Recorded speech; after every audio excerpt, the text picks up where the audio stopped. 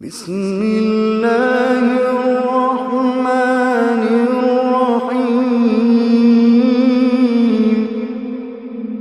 إذا زلزلت الأرض زلزالها وأخرجت الأرض أثقالها وقال الإنسان ما لها إذا زلزلت الأرض زلزالها وأخرجت الأرض أثقالها وقال الإنسان ما لها يومئذ تحدث أخبارها بأن